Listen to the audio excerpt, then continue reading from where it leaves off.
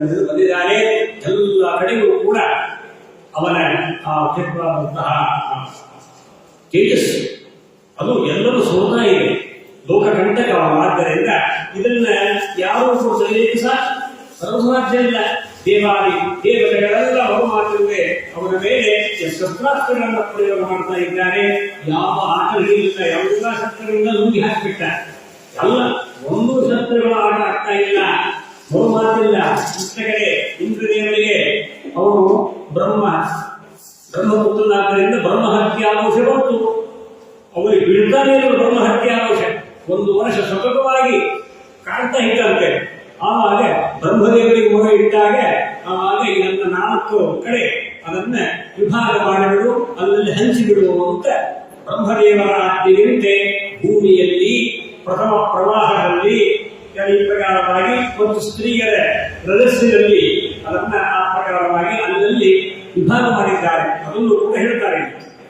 ಹೀಗೆ ಈ ಪ್ರಕಾರವಾಗಿ ಅಂತಹ ಭೂಮಿ ಅಂಬು ಧ್ರುವ ಯೋಷಿದ್ದ ಚತುರ್ಥ ನಿರ್ಗತ್ತರಿ ಭೂಮಿಯಲ್ಲಿ ವೃಕ್ಷದಲ್ಲಿ ಭೂಮಿ ವೃಕ್ಷ ಅಂತ ಸ್ತ್ರೀಯರು ಹೀಗೆ ಈ ಪ್ರಕಾರವಾಗಿ ಇಂತಹ 4 ಕಡೆ ಅದನ್ನ ವಿಶೇಷವಾಗಿ ವಿಭಾಗ ಮಾಡಿದರು.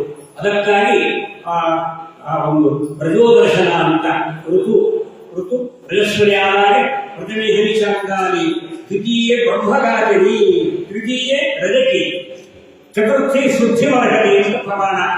ಅದಕ್ಕೋಸ್ಕರವಾಗಿ 1ನೇ ದಿನ ಆ ಒಂದು ಚಾಂದಾಲಿ, 2ನೇ ದಿನ ಬ್ರಹ್ಮಗಾತಿನಿ, 3ನೇ ದಿನ ರಜಕಿ ಅಗಸರಿಕ್ಕಿ ಅಂತ.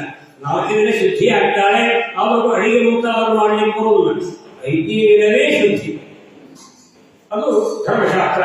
ಆವಾಗ 3 ದಿನ ಸಂದರ್ಭದಲ್ಲಿ ಯಾರನ್ನು ಸ್ಪರ್ಶ ಮಾಡಬಾರದು, ಯಾರನ್ನ ನೋಡಬಾರದು, ಜೋರಾಗಿ ಮಾತನಾಡಬಾರದು, ಅವರಿಗೆ ಸಂಭಾಷಣೆ ಮಾಡಬಾರದು, ಅವರ ಸಹವಾಸ ಮಾಡಬಾರದು. ಇದೆಲ್ಲ ಇದೆ, ಸಾಕಷ್ಟು ರೀತಿಯ ಅವೆಲ್ಲ ಕ್ರಮ ಇದೆ. ಆದ್ದರಿಂದ ಅದು ಇಲ್ಲಿ ಬಂತು, ನಾಟಕದ ಸುವಿಚ್ಛೆ ಬಂತು. ಏನಾದರೂ ಸಂದರ್ಭ ಆ ರಜಸ್ವರಿ ಆದಾಗ ಅಪ್ಪಿತಪ್ಪೇನಾದರೂ ಉಪಚಾರಗಳಾಗಿದ್ದರೆ ಆ ಸಂಪರ್ಕ ದೋಷ ಪರಿಹಾರಕ್ಕಾಗಿ ಆ ವ್ರತವನ್ನು ಮಾಡಬೇಕು. ಋಷಿಮುನಿಗಳ ಆ 7 ವರ್ಷ ವ್ರತವನ್ನು ಮಾಡಿ ಅದನ್ನು ಆದಿ ಮಧ್ಯ ಕೊನೆಯಲ್ಲಿ ಉದ್ಯಾಪನ ಮಾಡುವಂತಹ ಕ್ರಮ ಇದೆ. ಸಂಪರ್ಕ ದೋಷ ಪರಿಹಾರವಾಗಿ ಭಗವಂತ ಅನುಗ್ರಹಕ್ಕೆ ಪಾತ್ರವಾಗಬೇಕು. ಅದಕ್ಕೆ ಸಾಕಷ್ಟು ಕಥೆ ಇದೆ, ತುಂಬ ಹೊಳಾಗಿದ್ದು ಎಲ್ಲ ಬರ್ತದೆ, ಕಥೆ ಬರ್ತದೆ. ಈಗೆಲ್ಲ ಎಂತ ಶಿಷ್ಟಾಚಾರ ಮನೆಯಲ್ಲೇ ಇಲ್ಲ, ಹಾಗೆಲ್ಲ ಹೋಗಲ್ಲ ಬಿಡ್ತಾರೆ. ನಮ್ಮಲ್ಲೆಲ್ಲ ಇರಲಿಲ್ಲ. ನೀವು ಇನ್ನೂ ಜಾಂಬೂತರ ಕಾಲದಲ್ಲಿದ್ದೀರಿ ಅಂತ. ಇನ್ನು ಯಾವ ಕಾಲದಿದ್ದೀರಿ ನೀವು? ನಮ್ಮಲ್ಲೆಲ್ಲ ಕೊಡುವುದೇ ಇಲ್ಲ, ಅಂತ ಸ್ಥಿತಿಯಾಗಿ ಬಿಟ್ಟಿದೆ. ಇನ್ನೇನು ಬೇಡಪ್ಪ, 3 ದಿನ ಕೂಡಬೇಕನ್ನು ಅಂತಾರೆ. ಶಿಷ್ಟರ ಮನೆಯಲ್ಲಿ ಹೋಗಿಬಿಡ್ಬೇಕು. ಏರ್ ಫ್ಯಾಷನ್ ಈಗ ಏನು ಮಾಡ್ತಾರೆ. ಯಾಕಂದ್ರೆ ಯಾಕಂದ್ರೆ ಏನಾಗಿರ್ತದೆ ಅದು ಕೂಡ ಹೇಳ್ತಾರೆ. ಇಂಥ ದೋಷ ತನ್ನ ಕುಲವನ್ನೇ ನಾಶ ಮಾಡ್ತಾರೆ. ಮುಂದೆ ಹುಟ್ಟುವ ಸಂತಾನ ಅಂತ ಹೆಳವ, ಕುರುಡ, ಮೂಕ, ಅಂಗಹೀನ, ದುರಾಚಾರ ಇವು ಅಲ್ಲಲ್ಲೇ ಈಗ ಹೊರಮಟ್ಟುತ್ತೆ ಅಂತಿದೆ. ಇಲ್ಲೇ ಹೋಗ್ತಾರೆ, ಇನ್ನೇನಿಲ್ಲ. ಅದಕ್ಕಾಗಿ ಶಾಸ್ತ್ರ ಮರ್ಯಾದೆಯಲ್ಲಿ ಯಾವ ಉಲ್ಲಂಘನೆ ಮಾಡ್ತಾರೋ ಇಲ್ಲೇ ಫಲ, ಹೇಗ ಫಲ. ಇದರಲ್ಲಿ ಕಲಿಯುಗದಲ್ಲಿ ಇಲ್ಲೇ ಫಲ. ಅಲ್ಲಿ ಮತ್ತು ಬೇರೆನೆ, ನರಕಗಳ ಮಂತ್ರ ವರ್ಣನೆ ಅಲ್ಲಿ ಬೇರೆನೆ, ಆದ್ರೆ ಆ ಫಲ ಇಲ್ಲೇ ಹೋಗ್ತಾರೆ, ಇಲ್ಲೇ ಹೋಗಬಹುದು. ಇಂಥ ಒಂದು ಇದೆ. ಆದ್ದರಿಂದ ಈ ರೀತಿಯಾಗಿ ಅವರೊಂದು ಅದೆಲ್ಲ ವಿಚಾರಗಳು ಇಲ್ಲಿ ವಿಶೇಷ ಪ್ರತಿಪಾದನೆ ಮಾಡ್ತಾ ಇದ್ದಾರೆ. ಅದಾದ ಬಳಿಕ ಇಷ್ಟು ನಂತರ ದೇವಾದಿ ದೇವತೆಗಳೆಲ್ಲ ಇವನನ್ನು ಸೋಲಿಸಲಿಕ್ಕೆ ಆಗಲಿಲ್ಲ. ಅಟ್ಟಹಾಸ, ರುದ್ರಾಸುರ ಅವರ ಹೆಸರೇ ಆಗಿದೆ. ಭಯಂಕರವಾಗಿ ಗರ್ಜನ ಅವನು ನಿರಂತರವಾಗಿ ಬೆಳೀತಾ ಇದ್ದಾನೆ. ಅವನ ಮುಂದೆ ಏನೂ ಆಟ ನಡೀತಾ ಇಲ್ಲ. ಶಸ್ತ್ರಾಸ್ತ್ರಗಳೆಲ್ಲ ಪುಡಿಪಿಡಿ ಆಗ್ತಾ ಇದೆ, ಎಲ್ಲವನ್ನೂ ನುಂಗಿ ಹಾಕ್ತಾ ಇದ್ದಾನೆ. ಎಲ್ಲ ಆ ಸಂದರ್ಭದಲ್ಲಿ ಎಲ್ಲ ಯುದ್ಧದಲ್ಲಿ ಸಾಯಬೇಕು. ಇತಿ ಅದು ಧೈರ್ಯ ಸಮರ್ಥ ಸಾಧನ. ಎಂದಿಗೂ ಕೂಡ ಕರ್ಣದಿಂದ ನಾವು ಎಂದಿಗೂ ಓಡಿ ಹೋಗಬಾರದು ಅಂತ ಹೇಳ್ತಿರ್ತಂತೆ. ನನ್ನೆಲ್ಲ ಹಾಗೆ ತನ್ನ ಅಸುರ ಸೈನಿಕರಿಗೆಲ್ಲ ಬುದ್ಧಿವಾದ ಹೇಳ್ತಾ ಇದ್ದಂತೆ ಪುತ್ರಾಸುರ. ಹೀಗೆ ಅಂತಹ ಅವನ ಮುಂದೆ ಯಾವ ನಿಲ್ಲಕ್ಕೆ ಆಗಲಿಲ್ಲ. ಅವನ ಆ ಒಂದು ಮಹಾ ಶಕ್ತಿ, ಆ ಸಾಮರ್ಥ್ಯ ಯಜ್ಞ ಕುಂಡದಿಂದ ಬಂದಿದ್ದಾನೆ. ಇನ್ನೇನು ಬೇಕು? ಅವಾಗ ದೇವತೆಗಳ ಮನಮಾತಿಲ್ಲದೆ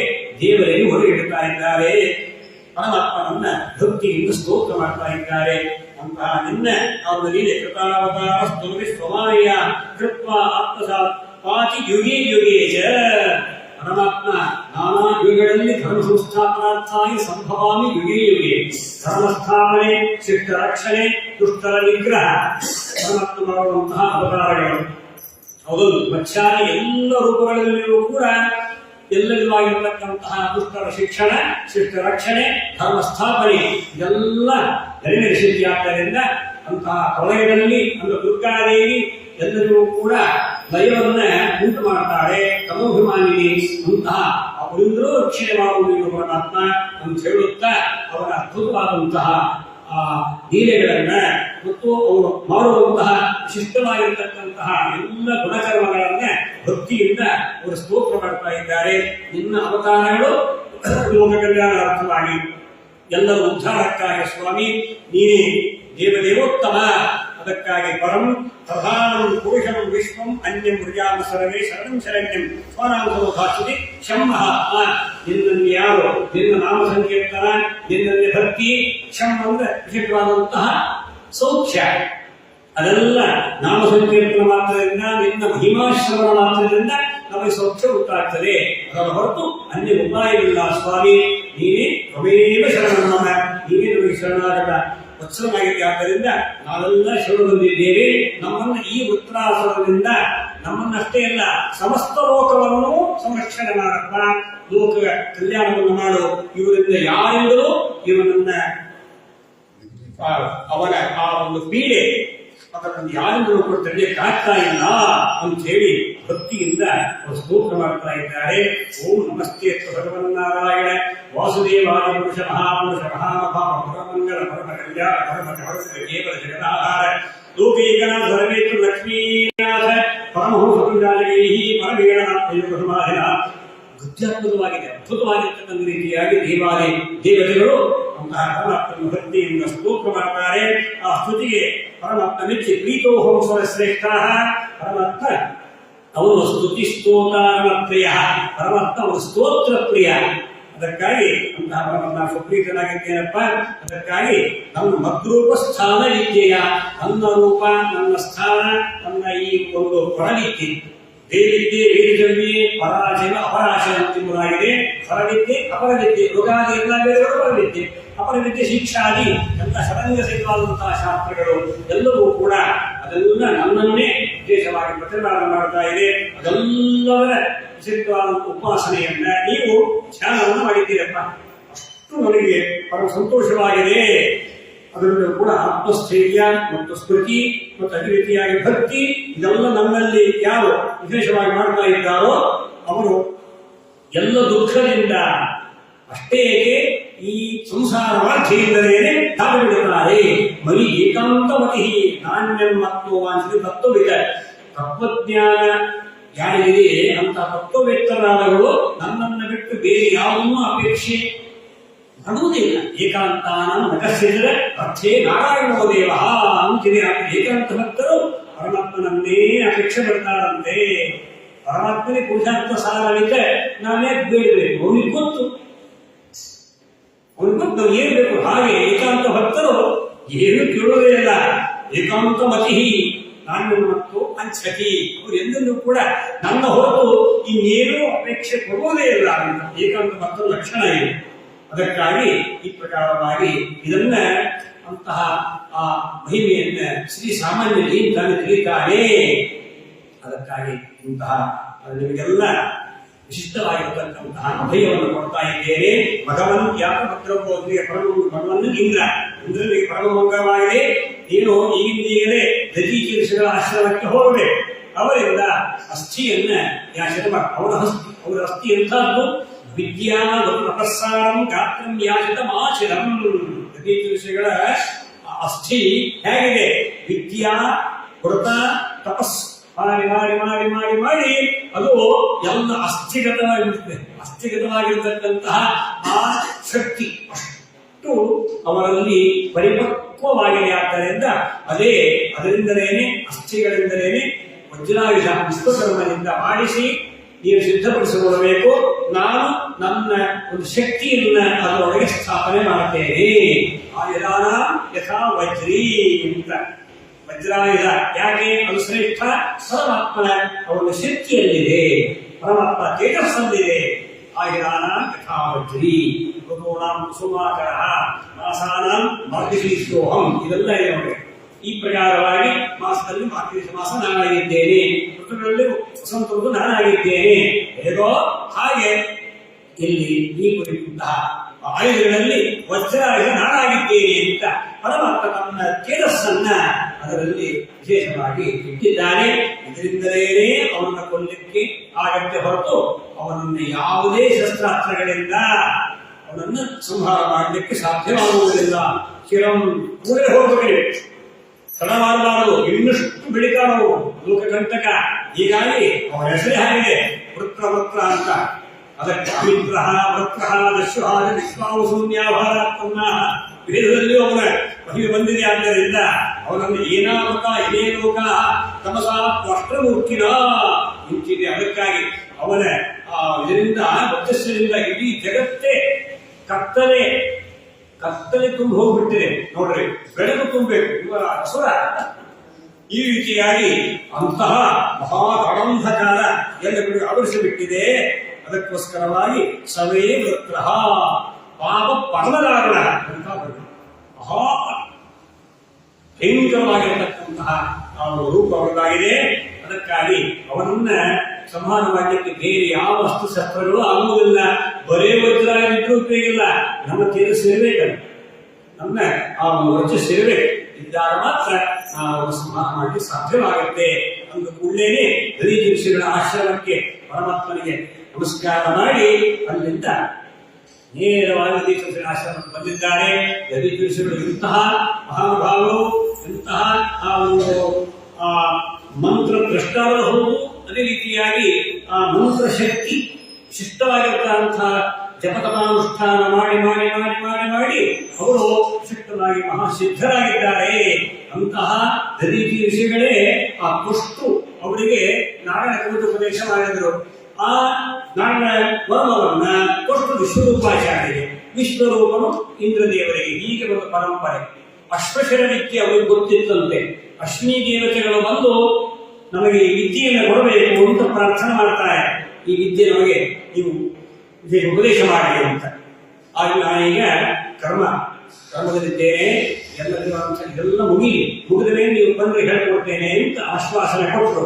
ತಕ್ಷಣ ಅಶ್ವಿನಿ ದೇವತೆಗಳಲ್ಲಿ ಹೋಗಲು ಇಂದ್ರದೇವರು ಬಂದು, ಅಶ್ವಿನಿ ದೇವತೆಗೆ ನೀವು ಸರ್ವಥಾ ವಿದ್ಯೋಪದೇಶ ಮಾಡತಕ್ಕದ್ದಲ್ಲ, ಕೊಡಲಾರದು, ಕೊಟ್ರೆ ನೀವು ತಲೆ ತೆಗಿತೀನಿ ಅಂತ ಹೇಳ್ತೀನಿ. ದೇವರುಗಳು ಆಗಬಾರದು ಅಂತ ವಿಚಿತ್ರ. ನಿಮ್ ತಲೆ ಕತ್ತರಿಸ್ಬಿಡ್ತೇನೆ ನಾವು ಏನಾದ್ರು ಉಪದೇಶ ಮಾಡಿದ್ರೆ. ಆ ಒಳ್ಳೆ ಅಶ್ವಿನಿ ದೇವತೆಗಳು ಮತ್ತೆ ಬಂದ್ರಂತೆ ಆಶ್ರಮಕ್ಕೆ.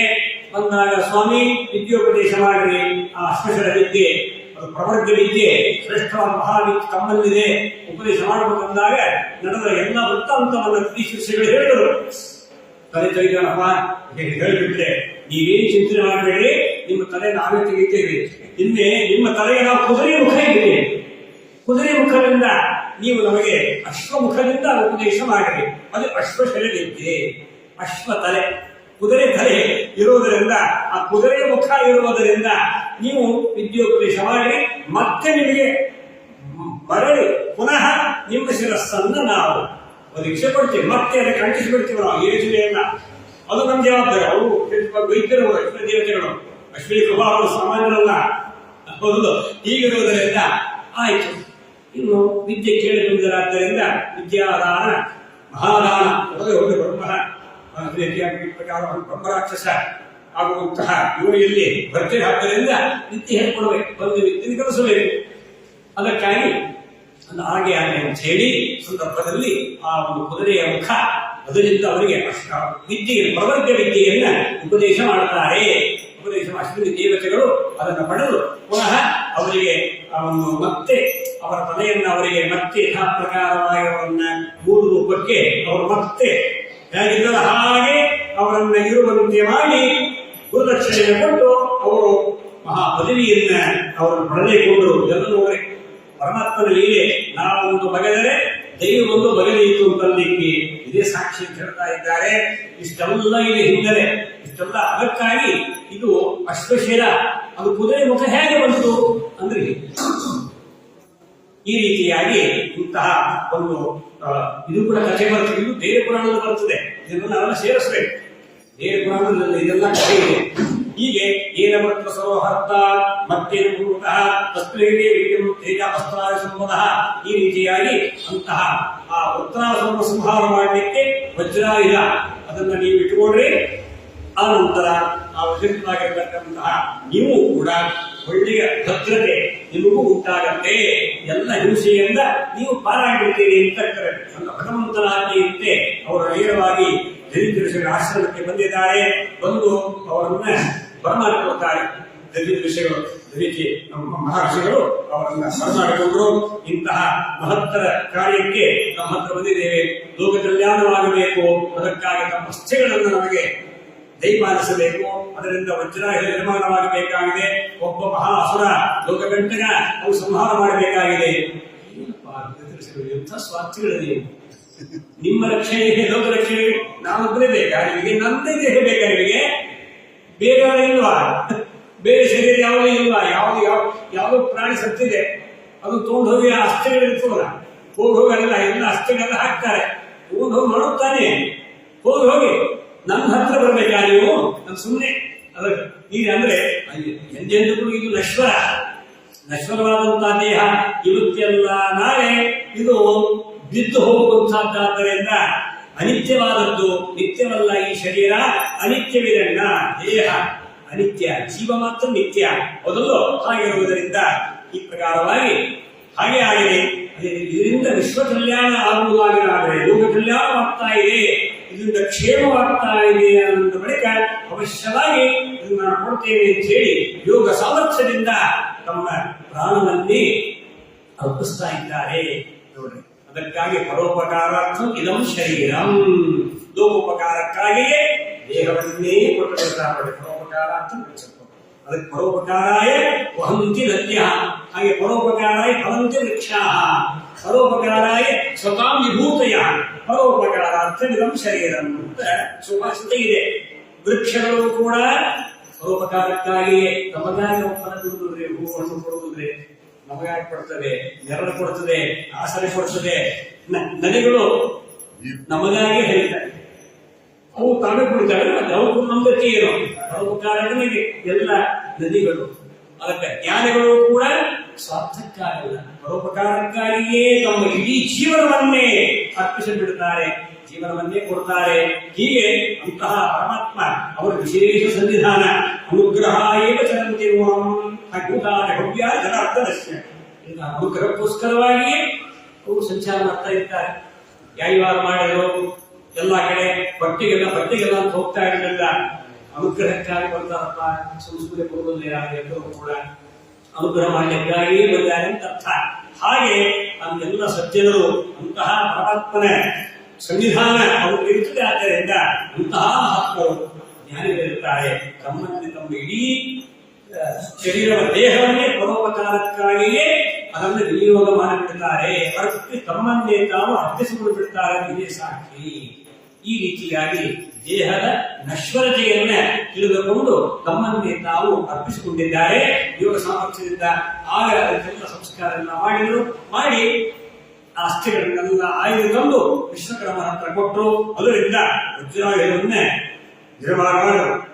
ವಿಶ್ವಕರ್ಮ ನಿರ್ಮಾಣ ಮಾಡಿ ಅದನ್ನ ಇಂದ್ರದೇವರಿಗೆ ಅದನ್ನ ಸಮರ್ಪಣೆ ಮಾಡಿದರು. ಆವಾಗ ಪರಮಾತ್ಮ ಅಭಯ ಕೊಟ್ಟಂತೆ ಸತ್ಸಂಗ ಪರಮಾತ್ಮ ಅಲ್ಲಿ ತಾನು ತನ್ನ ತೇಜಸ್ಸನ್ನ ಅದರೊಳಗೆ ಸ್ಥಾಪಿಸಿದ್ದಾನೆ. ಕೂಡಲೇ ಇಂತಹ ವೃತ್ರಾಸುರನ ಬಾಧೆ ದಾಳವಾರದೆ ಇಂದ್ರದೇವರು ವಜ್ರಾಯುಧ ಐರಾವತ ಆರೋಹಣ ಮಾಡಿಕೊಂಡು ಅನೇಕ ದೇವತೆಗಳು ಎಲ್ಲಾ ಸೈನಿಕರನ್ನ ಕರೆದುಕೊಂಡು ಶಸ್ತ್ರಾಸ್ತ್ರ ಸಮೇತರಾಗಿ ದಂಡೆತ್ತಿ ಬಂದಾಗ ವೃತ್ರಾಸುರನ ಮೇಲೆ. ಇವರು ಕೂಡ ವೃತ್ರಾಸುರನು ಅಲ್ಲಿ ಬಂದ ಘನಘೋರ ಯುದ್ಧವಾಗುತ್ತಾ ಇದೆ. ಅವನು ಅಸುರರ ಎಲ್ಲ ಸಮೂಹ ಅಪಾರ ಸೇನೆಯನ್ನು ತಂದು ಘನಘೋರ ಯುದ್ಧವಾಗುತ್ತಾ ಇದೆ. ಯುದ್ಧ ಆಗುತ್ತಿರುವಾಗ ಆ ಸಂದರ್ಭದಲ್ಲಿ ಎಲ್ಲರಿರುವಾಗ ಅನೇಕ ಶಸ್ತ್ರಾಸ್ತ್ರಗಳ ಒಂದು ಸುರಿಮಳೆ ಎಲ್ಲ ಸುರಿತಾ ಇದ್ದಾರೆ. ಎಲ್ಲರಿರುವಾಗ ನಾನಾ ರೀತಿಯಾಗಿ ಎಲ್ಲ ಪರಸ್ಪರವಾಗಿ ಎಲ್ಲ ಶಸ್ತ್ರಾಸ್ತ್ರಗಳ ಸುರಿಮಳೆ ಆಯಿತು. ಕೆಲವರೆಲ್ಲ ಪಲಾಯನ ಮಾಡ್ತಾ ಇದ್ದಾರೆ. ಆದರೂ ಕೂಡ ಅವರನ್ನ ಬೆನ್ನಿಟ್ಟಿದ್ದಾರೆ. ಆವಾಗ ಅವರನ್ನ ಯಾಕೆ ಬೆನ್ನಿಡ್ತೀರಪ್ಪ, ನನ್ನನ್ನು ನೀವು ಎದುರಿಸಲಿ ಅಂತ ವೃತ್ರಾಸುರ ಮುಂದೆ ನಿಂತುಬಿಟ್ಟಂತೆ. ಹೀಗಾಗಿ ನೀವು ಅಲ್ಲಿ ಆ ಯುದ್ಧ ಮಾಡುವಾಗಲೂ ಕೂಡ ಅವರ ಬಾಯಿಂದ ತತ್ವಜ್ಞಾನ ಬರ್ತಾ ಇತ್ತಂತೆ. ನೀನು ದೇವರ ಹತ್ರ ಹೋಗಿದ್ದು, ಸ್ತೋತ್ರ ಮಾಡಿದ್ದು, ಅಲ್ಲಿಂದ ವಜ್ರಾಯುಧ ನದಿ ಕೃಷಿ ಹತ್ರ ಹೋಗಿ ಅದನ್ನ ಅಸ್ಥಿಗಳನ್ನು ತಂದು ವಜ್ರಾಯುಧ ಮಾಡಿ ಅಲ್ಲಿ ಪರಮಾತ್ಮ ತೇಜಸ್ಸು ಎಲ್ಲ ಇದೆ. ಅದರಿಂದ ನನಗೆ ಸಾವು ಬರಬೇಕು, ಏನಡ್ಡಿ ಇಲ್ಲ. ನಾನು ಅದರ ಶಿರಸಾನ ಅದರಿಂದ ಧಾರಣ ಮಾಡ್ತೇನೆ, ನಾನು ಅದರಿಂದ ಸಾಯ್ಬೇಕು. ನಾವು ಚಿಂತವರಿದ್ದಾರೆ. ಅವನು ಯುದ್ಧ ಕಾಲದಲ್ಲಿ ತತ್ವಜ್ಞಾನ ಅವರ ಬಾಯಿಂದ ಬರ್ತಾ ಇದೆ. ನಾನು ವಿಶೇಷವಾಗಿ ನಿನ್ನ ಪಾದದಲ್ಲಿ ಸದಾಕಾಲ ಭಕ್ತಿಯನ್ನು ಮಾಡಬೇಕು, ನಿನ್ನ ದಾಸನಾಗಬೇಕು. ಅದಕ್ಕಾಗಿ ದಾಸ್ಯತ್ವವನ್ನು ನನಗೆ ಕೊಡು. ಯಾವ ರೀತಿಯಾಗಿ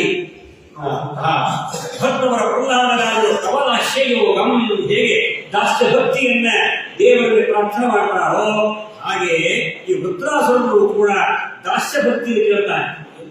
ಯುದ್ಧದಲ್ಲಿ ಅಂಥವರು ಇದ್ದಾರೆ ಅಂತ. ಈ ರೀತಿಯಾಗಿ ಇಂತಹ ಸಂಸಾರ ಸಾಗರ ಎಷ್ಟು ಕ್ಷಣಿಕವಾಗಿದೆ, ಎಷ್ಟು ಕ್ಷುದ್ರವಾಗಿದೆ. ಇದರಲ್ಲಿ ಸದಾಕಾಲ ಮಮತೆ ಇಟ್ಟುಕೊಂಡ್ರೆ ಇದರಲ್ಲಿಯೇ ತಾನು ಹೊರಡ್ತಾ ಇರಬೇಕು, ಇದೇ ಸುತ್ತಾ ಇರಬೇಕು, ಜನನ ಮರಣ ಕೂಪದಲ್ಲಿ ಬಿದ್ದು ಒತ್ತಾಡ್ತಾ ಇರಬೇಕು. ಅದಕ್ಕಾಗಿ ಇದರಿಂದ ಎಳ್ಳಷ್ಟು ಸುಖ ನಮಗಿಲ್ಲ. ಅದು ಯಾವಾಗಲೂ ಅನಿತ್ಯವಾದಂತಹದ್ದಾಗಿದೆ. ಅನಿತ್ಯ ಸುಖ, ಅಲ್ಪ ಸುಖಕ್ಕಾಗಿ ಅನೇಕ ಸುಖ ಬರೆದರೆ, ಅಲ್ಪ ಸುಖಕ್ಕಾಗಿ ಅನೇಕ ಸುಖವನ್ನ ಬರುವಂತಹದ್ದಾಗಿದೆ. ಅದಕ್ಕಾಗಿ ಇಂತಹ ಸಾರವ ಬಹು ಸಂಸಾರ ವಿಮೋಚಕ ಸೇವು ಶ್ರೀ ಹಯಬದನನ್ನ.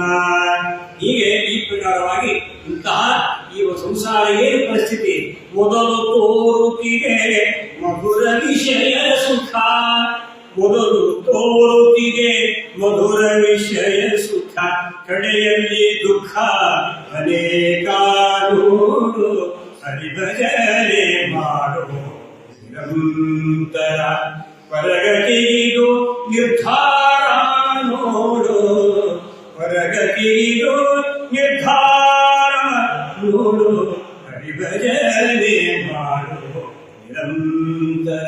ಮೊದಲು ತೋರುತ್ತಿದೆ ಮಧುರ ವಿಷಯ ಸುಖ. ಮೊದಲು ಇದು ಮಧುರತೆ ಕಾಣುತ್ತೆ, ಪರಿಣಾಮೇ ವಿಷೋಪಮಂ, ಕೊನೆಗೆ ವಿಷದಂತೆ ಇರುವಂತಹಷ್ಟು. ಹೀಗೆ ಪರೀಕ್ಷಿತ, ನಿನಗೆ ಒಂದು ಸರ್ಪ ಕಷ್ಟ ಇದೆ, ಆದ್ರೆ ಎಲ್ಲರಿಗೂ ಕಷ್ಟ ಇರೋದು ಸಂಸಾರ ಸರ್ಪದೋಷ್ಟ್ರಮ್ಮ. ಇದೇ ವಾಕ್ಯ ಆಡಳಿತದಲ್ಲಿ ಸಂಸಾರವೆಂಬ ಸರ್ಪ ದಿನ ಕಷ್ಟ ಇದೆ. ಹೌದು, ಇದೇ ವಾಕ್ಯ ಇದೆ. ಸಂಸಾರ ಸರ್ಪದೋಷ್ಟ್ರಮ್ಮ ಅಂತ ಸುಖಾಚಾರ್ಯರು. ನೀನೇನು ಹೆದರಬೇಡ, ಈ ಸರ್ಪ ಕಚ್ಚೆ ಸಾವು ಬರ್ತಾ ಇದೆ ಅಂದ್ರೆ ಸರ್ವದಾ ಭಯಪಡಬೇಡ. ಧ್ಯಾನ ಮಾಡೋ, ನಿನಗೆ ಕಚ್ಚುವುದಿಲ್ಲ ದೇಹಕ್ಕೆ, ಅದು ಚರ್ಮ ದೇಹ ಕೊನೆಯದು, ನಿನಗೆ ಕಚ್ಚುವುದಿಲ್ಲ. ಆದರೂ ನಿನಗೆ ದುರ್ಮರಣ ದೋಷ ಬಾರದಂತೆ ಅನುಗ್ರಹ ಮಾಡ್ತೇನೆ ಸುಖಾಚಾರ್ಯರು. ಅದಕ್ಕಾಗಿ ಇವತ್ತು ಪರೀಕ್ಷಿತ ನಾವೆಲ್ಲ ಕೊಂಡಾಡ್ತೇವೆ. ಆವಾಹನ ಕೀರ್ತಿ ಪರೀಕ್ಷಿತ ಕೇಳಿ ಪಾವನನಾಗಲು ಮೂರ್ಜಗರುಡಗೆ, ಭಾವಶುದ್ಧಿಯಲ್ಲಿ ಸುಖದಾರ ಪುಗಳುವ ಆತನ ಪಾಡುವೆ ಮೂಲಕ ರೋಮಾಂಚನವಾಗುತ್ತೆ. ಹೀಗೆ ಅಂತಹ ಆ ಪರೀಕ್ಷಿತ ಅವನು ಮುಕ್ತನಾದ ಅಂತ ಬ್ರಹ್ಮದೇವರು ಡಂಗೂರು ನಗಾರಿ ಮಾಡಿಸಿದಂತೆ. ಅಂದ್ರೆ ಭಾಗವತ ಮೋಕ್ಷ ಶಾಸ್ತ್ರ ಅಲ್ಲಿಕ್ಕೆ ಪರೀಕ್ಷೆಗಳೇ ಸಾಕ್ಷಿ ಅಂತ. ಹೀಗೆ ಅಂತಹ ಪರೀಕ್ಷೆಗಳಿಗೆ ದುರ್ಮರಣ ದೋಷ ಬಾರದಂತೆ ಅನುಗ್ರಹ ಮಾಡುತ್ತಾರೆ. ಇದು ಅನುಗ್ರಹ ರೂಪ ಅಂತ ಕಾವುದೇ ರೂಪಾಸ್ಮನೆ. ಹೀಗೆ ಈ ಪ್ರಕಾರವಾಗಿ ಒಂದು ಸರ್ಪದಲ್ಲಿ ಕಷ್ಟಿದೆ, ಆದರೆ ಸಂಸಾರ ಎನ್ನುವಂತಹ ಸರ್ಪ ದಿನ ಕಷ್ಟ ಇದೆ. ಇದರಿಂದ ಪಾಠ ಆಗಬೇಕಾದ್ರೆ ದೇವರೇ ಬರೆ ಹೋಗಬೇಕು ಹೇಳಿದ. ಅದಕ್ಕಾಗಿ ಸಾರವೋ ಬಹು ಸಂಸಾರ ವಿಮೋಚಕ, ಸಾರವೋ ಬಹು ಸಂಸಾರ ವಿಮೋಚಕ, ಸಾರದೋ ಹರಿ ಪರಮಾತ್ಮನೇ ಸಾರ ರೂಪ. ಅದಕ್ಕಾಗಿ ರಸ ಸಾರೋ ವರ ಶ್ರೇಷ್ಠ ಎಲ್ಲ. ರಸೋ ವೈ ಸಹ, ರಸ ಅಂದ್ರೆ ಪರಮಾತ್ಮನೇ, ಸಾರ ಅಂದ್ರೆ ಪರಮಾತ್ಮನೇ, ವರ ಅಂದ್ರೆ ಪರಮಾತ್ಮನೇ. ಎಲ್ಲ ಶಬ್ದಗಳು ಪರ್ಯಾಯ ಶಬ್ದಗಳು ಅಂದ್ರೆ ಹರಿಕಥಾಂತ ಸಾರರೂಪ. ಅದಕ್ಕಾಗಿ ಸಾರರೂಪ, ಅದಕ್ಕಾಗಿ ಸರ್ವಸಾರ ಭೋಕ್ತೃ ಪರಮಾತ್ಮ ಸರ್ವಸಾರ ಭೋಕ್ತೃವಾಗಿದ್ದಾನೆ ಅಂತ ಅನುಸಂಧಾನ ಮಾಡಬೇಕು. ಸಾರಭೋಕ್ತೃವಾಗಿದ್ದಾನೆ ಅಂತ ನೈವೇದ್ಯಕ್ಕಾದ್ರೂ ಸಮರ್ಪಣೆ ಬಿಟ್ಟರೆ ಎಲ್ಲ ಸಾರಭೋಕ್ತ ಅಷ್ಟೇ. ಸಾಕ್ಷರಸವನ್ನ ಭಗವಂತ ಸ್ವೀಕಾರ ಮಾಡ್ತಾನೆ. ಆದ್ದರಿಂದ ಪರಮಾತ್ಮ ಅವನೇ ಸಾರರೂಪ, ಅವನೇ ವರ, ಅವನೇ ಶ್ರೇಷ್ಠ, ಅವನೇ ರಸ. ರಸರೂಪನಾಗಿದ್ದಾನೆ. ತನ್ನ ಆ ಸಾಕ್ಷರಸವನ್ನ ಅಲ್ಲಿ ತಂದಿರ್ತಾನೆ. ಅದು ಮಹಾಪ್ರಸಾದ. ಅದನ್ನು ಸ್ವೀಕಾರ ಮಾಡಿ ನಮ್ಮ ಆತ್ಮೋದ್ಧಾರವಾಗುತ್ತೆ ಅಂತಿದೆ. ಹೀಗೆ ಇದೆಲ್ಲ ತತ್ವಜ್ಞಾನವನ್ನ ವೃತ್ರಾಸುರ ಯುದ್ಧ ಕಾಲದಲ್ಲಿ ಇದನ್ನು ಹೀಗೆ ಅಂತ ಪರಮಾತ್ಮನಲ್ಲಿ ನೀನೇ ನಮಗೆ ಮತಿ, ನೀನೇ ಗತಿ, ನೀನೇ ಬಂಧಕ, ನೀನೇ ಮೋಚಕ, ನೀನೇ ಸರ್ವಾಂತರ್ಯಾಮಿ, ಸರ್ವಭೋಕ್ತ, ನೀನೇ ಅನಿತ್ಯ ಸ್ವಾಮಿ, ನಿತ್ಯ ಅನಿತ್ಯ ಜಗದ್ಧಾತ್ರೆ, ನಿತ್ಯಾಯ ಜ್ಞಾನ ಮುಕ್ತಯೇ, ಪೂರ್ಣಾನಂದಾಯ ಹರಯೇ, ಸರ್ವಯಜ್ಞ ಭುಜೇ ನಮಃ. ಇಷ್ಟೆಲ್ಲ ಅನುಸಂಧಾನಿಸುವವನಿಗೆ ನಮ್ಮ ವೃತ್ರಾಸುರನಿಗೆ ಯುದ್ಧದಲ್ಲಿ ಇಂದ್ರನಿಗೆ ಆಶ್ಚರ್ಯ. ಇದು ಇಂತಹ ಲೋಕಕಂಟಕ ಮಹಾಭಯಂಕರ ಲೋಕವೇ ಕಲ್ಲಣ. ಎಲ್ಲ ಓಡಿ ಓಡಿ ಪ್ರಜೆಗಳೆಲ್ಲ ಓಡಿ ಹೋಗ್ತಾ ಇದ್ದಾರೆ ನೋಡಿ, ಇವನು ರೂಪ ನೋಡಿ. ಆದ್ರೆ ನೋಡಿದ ಬಾಯಿಯಿಂದ ಅಮೃತ ಸೋಸ್ತಾ ಇದ್ದಾರೆ. ಅಂತಹ ಪರಮಾತ್ಮನ ದಿವ್ಯವಾಗಿರ್ತಕ್ಕಂತಹ ಮಹಿಮೆಯ ಅವನ ಎಲ್ಲ ಗುಣಗಾನವನ್ನೇ ಮಾಡ್ತಾ ಇದ್ದಾನೆ. ಎಂತಹ ಒಂದು ಚೇತನ ಇವರು ಇಂದ್ರನೇ ಇಂದ್ರಾದ ದೇವತೆಗಳೇ ಆಶ್ಚರ್ಯವಾಯಿತಂತೆ. ಘೋರ ಸಂಸಾರದಿ ತಾಪವಿರುವುದೇ, ಘೋರ ಸಂಸಾರದಿ ತಾಪವಿರುವುದೇ, ನೀನೇ ಗತಿ ಎಂದು ಮಾಡುವೆ ನಮನ ಕರುಣಾನಿಧೆ, ಶ್ರೀಹರಿ ಕಾಯೋ ಕರುಣಾನಿಧೆ. ಜ್ಞಾನ ಅಜ್ಞಾನದ ನಿಜ ಸಾಧನರಿಯೇ, ಜ್ಞಾನ ಅಜ್ಞಾನದ ನಿಜ ಸಾಧನರಿಯೇ, ನೀನೇ ಗತಿ ಎಂದು ಮಾಡುವೆ ನಮನ ಕರುಣಾನಿಧೆ. ಘೋರ ಸಂಸಾರದಿ ತಾಪದಿರೊಂದೇ, ವಾಯುಭಯ ಅಘಕುಲ ಶಮನ ಕರುಣಾನಿಧೆ, ಶ್ರೀಹರಿ ಕಾಯೋ ಕರುಣಾನಿಧೆ. ಗುರು ಮಹಿಪತಿ ಪ್ರಭೋ ದಾಸರು ಕೃತಿ. ಗುರು ಮಹಿಪತಿ ಪ್ರಭೋ ಅನಾಥ ಬಂಧೋ, ಚರಣದ ಭಜನೆಯಲ್ಲಿ ಇರಿಸಂಗಮನ. ಇದು ಸಂಬಂಧಪಟ್ಟಿದ್ದೆ. ನಾನು ಅವ್ರು ಮಾಡ್ತಾ ಇಲ್ಲ, ಅವ್ರು ಹೇಳಿದ್ದೆ ನಮ್ಮ ವೃತ್ರಾಸುರನ ಯುದ್ಧ ಕಾಲದಲ್ಲಿ ಅವರು ಏನೇನು ಪ್ರಾರ್ಥನೆ ದೇವರ ಮಹಿಮೆಯನ್ನು ಕೊಂಡಾಡ್ತಾರೆ ಅದೆಲ್ಲ ಚಿತ್ರಣವನ್ನ ದಾಸರು ಇದರಲ್ಲಿ ಮೂಡಿಸಿದ್ದಾರೆ. ಇದರಲ್ಲಿ ಅದರದ್ದೇ ಸಾಧನೆ ಇದೇ ಪದದಲ್ಲಿ. ಗುರು ಮಹಿಪತಿ ಪ್ರಭೋ ಅನಾಥ ಬಂಧೋ, ಚರಣದ ಭಜನೆಯಲ್ಲಿ ಈಶನ್ನಮನ ಕರುಣಾನಿಧೆ, ಶ್ರೀಹರಿ ಕಾಯೋ ಕರುಣಾನಿಧೆ, ಕರುಣಾನಿಧೆ, ಕರುಣಾನಿಧೆ. ಹೀಗೆ ಅಂತಹ ಪರಮಾತ್ಮನ ಕಾರುಣ್ಯವನ್ನ ವಿಶೇಷವಾಗಿ ಪ್ರಾರ್ಥನೆ ಮಾಡ್ತಾನೆ. ಇಂದ್ರಾದಿ ದೇವತೆಗಳಿಗೆ ಅತ್ಯಾಶ್ಚರ್ಯವಾಗಿ ಹೋಯಿತು. ಹೀಗೆ ಪರಸ್ಪರವಾಗಿ ಹಲವಾರು ಯುದ್ಧ ಆದ ನಂತರ ಎಲ್ಲ ಅಸುರರೆಲ್ಲ ಪಲಾಯನ ಮಾಡ್ತಾ ಇದ್ದಾರೆ. ಮತ್ತೆಲ್ಲ ಇದ್ದ ಶಸ್ತ್ರಾಸ್ತ್ರಗಳೆಲ್ಲ ಅದರ ಖಂಡ ಪುಟ್ಟ ಮಾಡ್ತಾ ಇದ್ದಾರೆ. ಇತ್ತ ಕಡೆ ಇವು ಅಸುರರು ದೇವತೆಗಳ ಶಸ್ತ್ರಾಸ್ತ್ರಗಳನ್ನು ಅವರನ್ನು ಕೂಡ ರಥ ತೊಲಗ ಆನೆ ಎಲ್ಲವನ್ನು ನಾಶ ಮಾಡ್ತಾ ಇದ್ದಾರೆ. ಹೀಗೆಲ್ಲ ನಡೀತಾ ಯುದ್ಧ ಎಲ್ಲ ನೋಡ್ರಿ, ಯುದ್ಧ ಒಳ್ಳೆ. ಹೀಗೆ ಹಲವಾರು ಯುದ್ಧ ಎಲ್ಲ ಆದ ನಂತರ ಏನಾದರೂ ಕೂಡ ವೃತ್ರಾಸುರ ಒಂದು ಕೂದಲು ಕೂಡ ಏನು ಮಾಡಲಿಕ್ಕೆ ಆಗ್ತಾ ಇಲ್ಲ. ಕೊನೆಗೆ ಇನ್ನೇನು ಗತಿ? ಇಬ್ಬರು ಇಂತಹ ರೀತಿಯಾಗಿ ಪರಸ್ಪರವಾಗಿ ಅಂತಹ ಯಾವ ರೀತಿಯಾಗಿ ನಿನ್ನ ಸಂಹಾರ ಅದೇ ಯೋಚನೆ ಆಯ್ತಂತೆ. ಕೊಟ್ಟ ಬಂದಿದೆ ವಜ್ರಾಯುಧ ಹಾಗೆ ನನ್ನ ಮೇಲೆ ನೋಡೋಣ ಅಂತ ವಜ್ರಾಯುಧ ಪ್ರಹಾರ ಮಾಡಿದಂತ ಇಂದ್ರದೇವರು ಮಾಡಿದಾಗ ಕೈ ಜಾರಿ ಕೆಳಗೆ ಬಿತ್ತಂತೆ. ಬಿದ್ದು ಕೂಡ ಇಂದ್ರದೇವ ನಾಚಿಕೆ ಕೆಳಗೆ ಬಿದ್ದು ಜಾಸ್ತಿ ಹಂಗೆ ಮತ್ತೆ ಎತ್ತಬೇಕು, ದೊಡ್ಡ ಸಮಸ್ಯೆ ಆಗಬೇಕು. ತಗೋದು ವಜ್ರಾಯುಧ ಸಾಮಾನ್ಯ ಅಲ್ಲ. ವಜ್ರ ಆಯುಧ ಪರಮಾತ್ಮ ಅಲ್ಲಿದ್ದಾನೆ, ಅವಶ್ಯವಾಗಿ ತಗೋ. ನನ್ನ ಪ್ರಹಾರ ಏನು ಯೋಚನೆ ಮಾಡಬೇಡ. ಎಂತ ಭಾಗ್ಯ ನಿಮ್ದು, ಪರಮಾತ್ಮ ನಿನ್ನ ಕೈಯಲ್ಲಿದ್ದಾನೆ. ವಜ್ರಾಯುಧ ಅದು ಕೇವಲ ಆಯುಧ ಅಲ್ಲಪ್ಪ, ಪರಮಾತ್ಮ ಇದ್ದಾನೆ. ಹೇಳ್ತಾನೆ ವೃತ್ರಾಸುರ. ನೋಡಿ ಏನ ಅದಕ್ಕೂ ಅವನಿಗೆ ಭಯವೇ ಇಲ್ಲ, ಅಂಜಿಕೆ ಇಂತಹ ಭಕ್ತ ಅವನು. ಈ ಇಂತಹ ಮಹಾಸುರ ಅವರು ಇದ್ದರು ಇದರಲ್ಲಿ ಮತ್ತು ವೆಂಕಟೇಶ್ ಮಹಾತ್ಮದಲ್ಲಿ ಇಂತಹ ಮಹಾ ವೃಷಭಾಸುರ ಇಂಥವನು.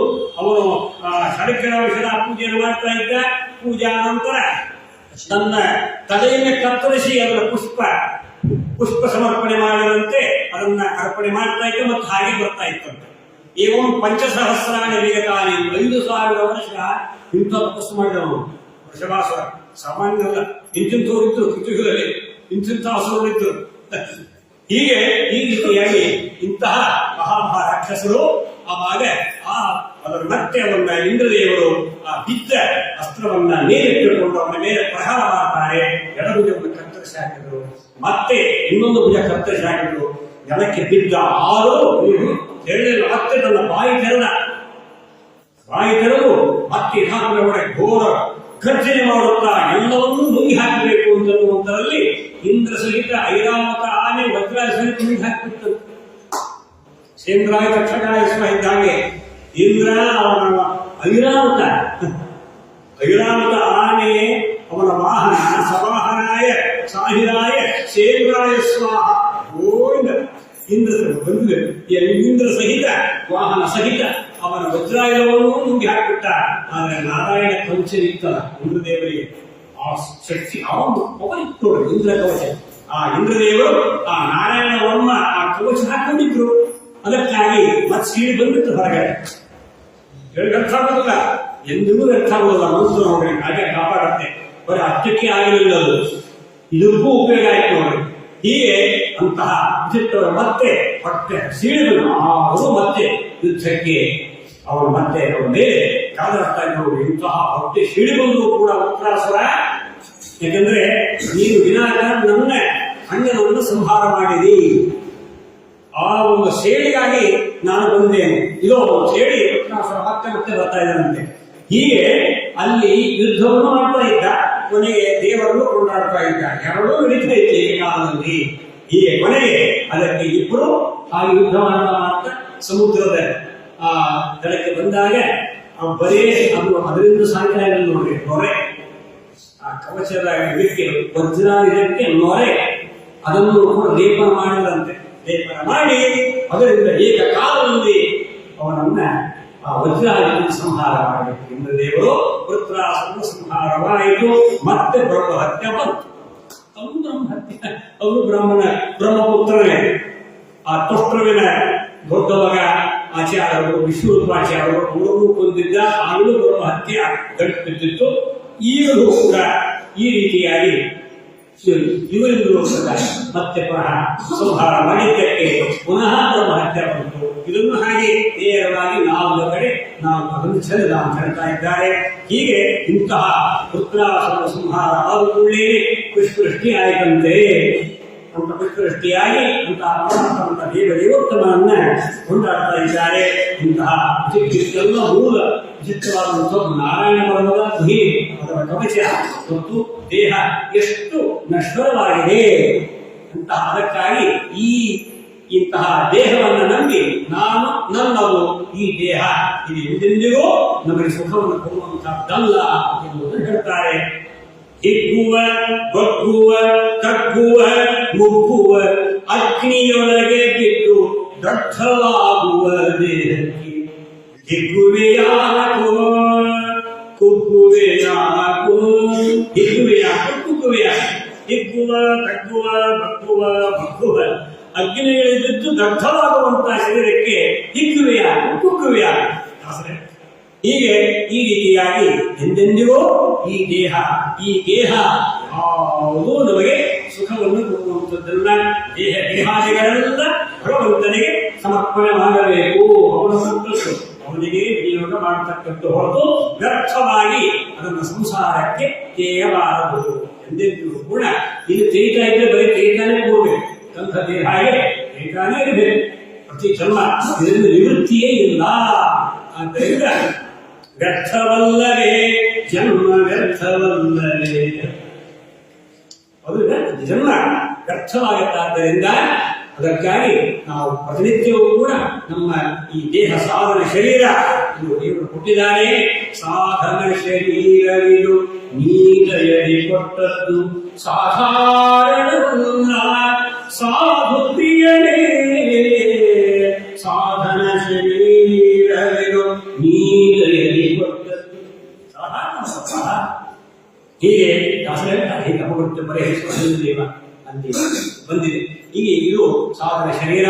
ಆದ್ದರಿಂದ ಇದನ್ನು ನಾವು ಸಾಧನಕ್ಕಾಗಿ ಸತ್ಸಾಧ ಭಗವಂತನ ಪ್ರಾಪ್ತಿಗಾಗಿಯೇ ಪ್ರಣವೋಧನೋ ಶರತ್ಯಾತ್ಮ ಬ್ರಹ್ಮ ತಲ್ಲಕ್ಷ ಮುಚ್ಯತೆ ಅಂತ ಸಂದೇಶ ಕೊಡ್ತಾ ಇದೆ. ಆದ್ದರಿಂದ ನಾವು ನಮ್ಮ ಗುರಿ ಅದು ಬ್ರಹ್ಮನೇ ಗುರಿಯಲ್ಲಿ.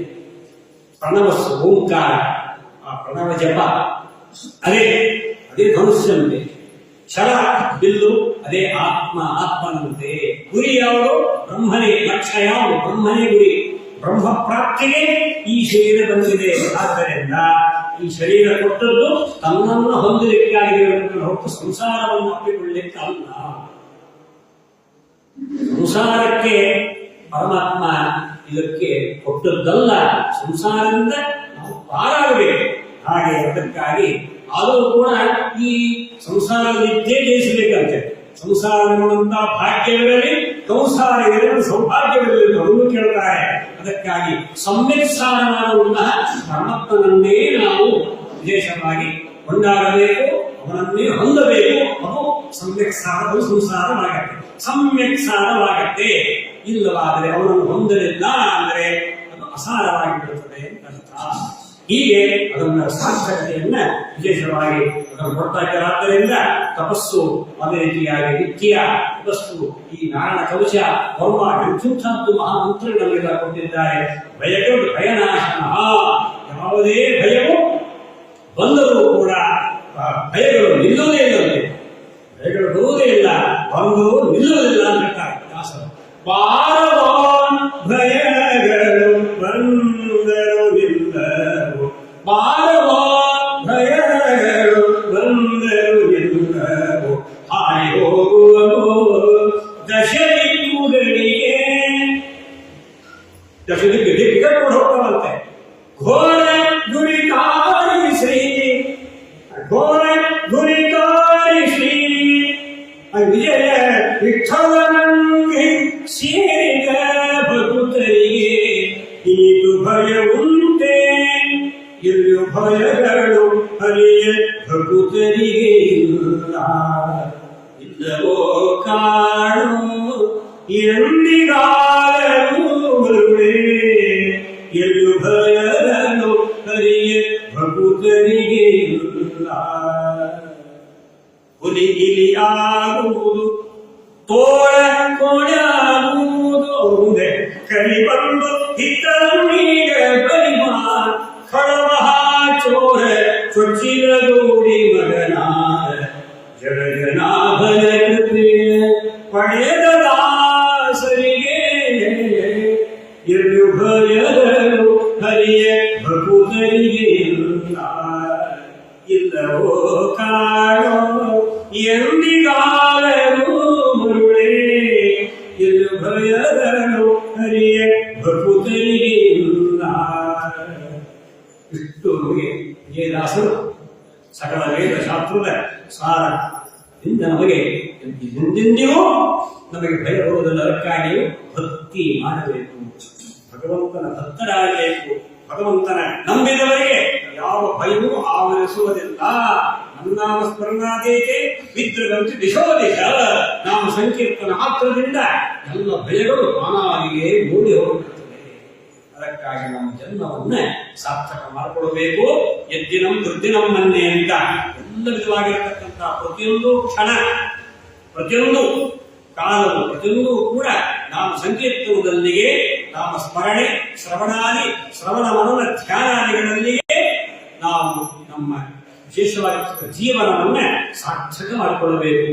ವ್ಯರ್ಥವಾಗಿ ಆಯುಷ್ಯವನ್ನ ಮಾಡಬಾರದು, ವ್ಯರ್ಥ ಕಾಲ ಕಳೆಯಬಾರದು ಅಂತ ಎಚ್ಚರಿಕೆಯನ್ನು ಕೂಡ ಕೊಡ್ತಾರೆ. ಆದ್ದರಿಂದ ಪರಮಾತ್ಮನ ಸ್ಮರಣೆ ಯಾವಾಗ ಬರ್ತೋ ಆ ದಿನವೇ ಶುಭ. ಇಂದಿನ ದಿನವೇ ಶುಭ ದಿನ.